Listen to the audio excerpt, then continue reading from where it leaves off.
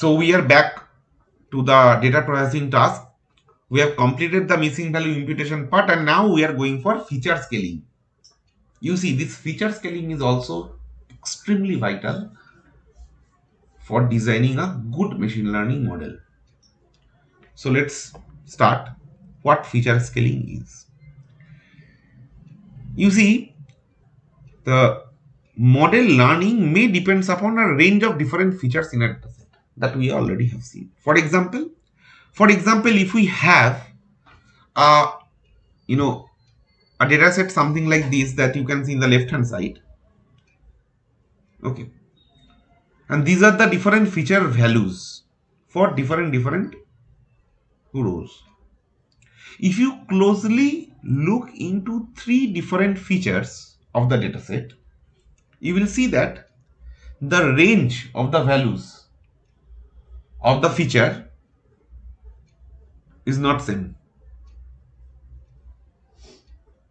because you will see in case of feature 1, for the range is something like in 1000, whereas for the feature 2 and 3 it's very low. Always remember, since the output that we are getting, ultimately what we have to do, as I told you in previous classes, that we are going to create some, realize some equation which best represents the relation between these three feature and the output. So in the behind, you can easily assume that there must have some equation where the equation will involve these three feature, and the output of the equation will be this output part, right? So these three features,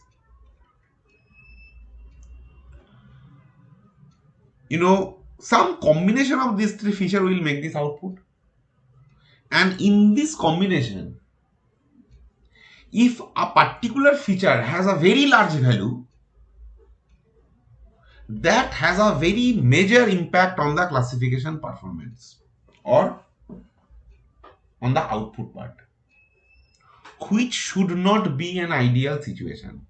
You cannot rely on a particular feature because its range is very high. You cannot do that.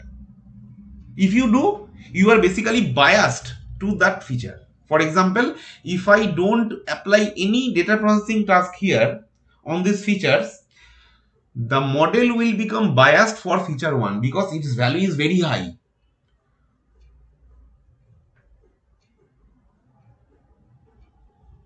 Which will definitely impact the classification performance. So what is the solution? Somehow we have to keep the features in the same range. Now question is that how to do this?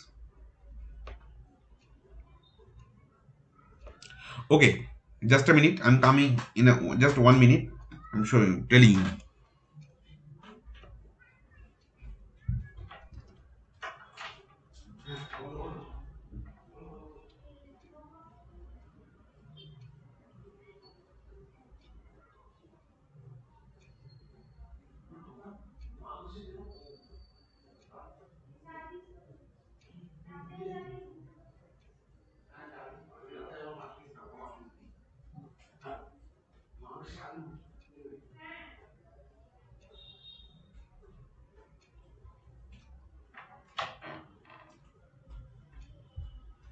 Okay. Hello, am I audible?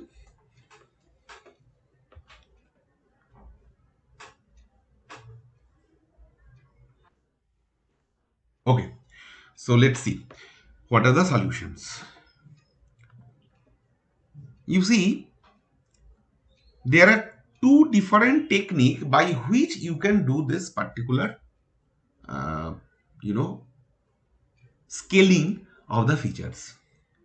As you can see here, one we call normalization and another we call standardization, and in the right hand side the formula is given. What is this? In case of normalization, I've written x dash equal to x minus mean of x divided by max of x minus mean of x. What is this? What this x represents? X represent a particular value in the set. Just assume a situation that assume a feature, only one feature, and suppose you have total 100 rows in the data set. For 100 rows, for that particular feature, you will have 100 different values, which will make a data set, a set of that particular feature for all the rows. What my intention is to normalize those values within a range. The mean of x is represents the minimum value in the set. Similarly, max of s represents the maximum value in that set. Okay, so that is fixed for that particular set. Now, taking each and every value one by one, what we can do, we can apply this equation. So the x that you can see here, this x is represent one instant of among the all data. The first data, for example, let's take, if you just go back to the set, just assume that these four data representing a set. So 1500, 2300, 1200 and 2400. These are the four x's. So what is mean of this? Naturally 1200. What is max of this? 2400, right? So if I want to scale the first value in the data set, what I have to do? I will write 1500. This x's value will be 1500 in that case. 1500 minus mean of x, that is 1200, divided by 2400 minus 1200, because 2400 was the maximum value in the whole set. If you do this, you see one thing, a very interesting thing you can see here, that is, since I'm trying to scale all these values, among all these values, one value is the maximum and one value is minimum, right? When I will try to scale the minimum value, what will be its value? You see, 1200, I am trying to do this. What will happen? 1200 minus mean of x. Mean of x is 1200 itself. So 1200 minus 1200 is 0. So if anything 0 as a numerator means the scaled value is 0. Similarly, if you try to scale the maximum value in this set, what is the maximum value? 2400. So if you try to do this, what will happen? Here you will write 2400 minus mean of x, which is 1200. So 2400 minus 1200. In the denominator also, it is max. Since the equation is max minus mean, max is also 2400, mean is 1200. So 2400 minus 1200 by 2400 minus 1200. So as a result, the output will be equal to 1. That means for the minimum value, if we try to scale it, it will be 0. For the maximum value, if you scale it, it will become 1. Now for all the other values in between this minimum and maximum will be within the range 0 and 1.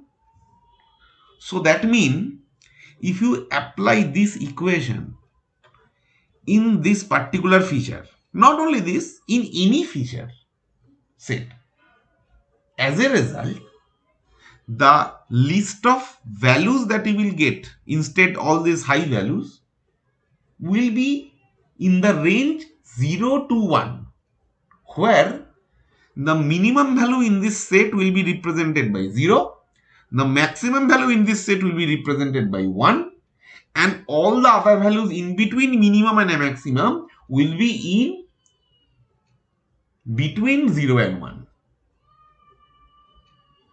Now naturally your question can come that since I am scaling this large range into 0 and 1, is it really possible to go back? Yes, definitely possible, because it's an equation.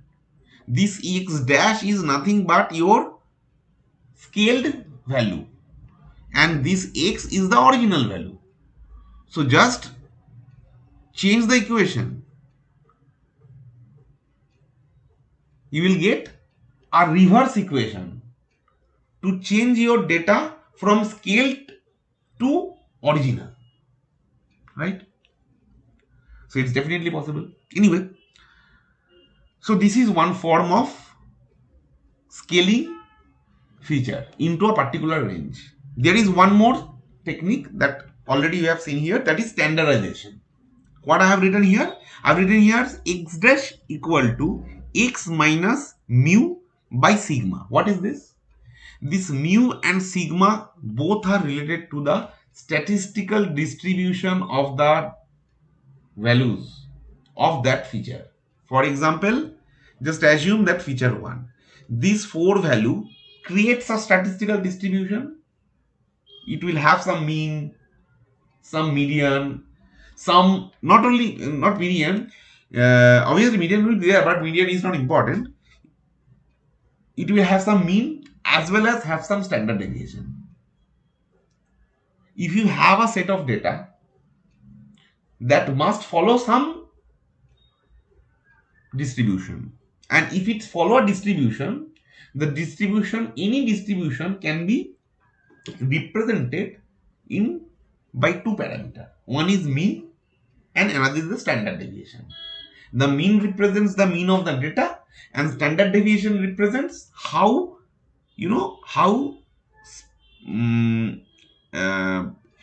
how much variety we have, variation we have in the data set from the mean, right? So the same thing we have here. So if you have a set and if you know the mean of the data and also the standard deviation of the data, then you can simply apply this technique as well. But remember, it is not a normalization technique. So that means it's not like you are going to get 0 for the minimum one and 1 for the maximum one. The range will be much higher, but not very high. So naturally now question comes that why both? I mean, I have two techniques, normalization and standardization, fine. But how I will understand which technique I should consider in my case, right? So this is the question, that when to use normalization or standardization. Okay. The normalization of a machine learning model is useful when you don't know feature distribution exactly. So if you don't know the feature distribution exactly, naturally it's very difficult to find the mean and the standard deviation properly, right? And if you don't know that, then you can simply, obviously you have a set of data and you can find what is the minimum value of that whole set and the maximum value of the whole set. And if you can find that for all the different values in the set, you can simply apply normalization formulation and you can get some scaled value in between 0 and 1. And in case of standardization in the machine learning model is useful when you are exactly aware of the feature distribution that just I have seen, because in case of standardization the formulation itself say that you have to know what is the mean and the standard deviation.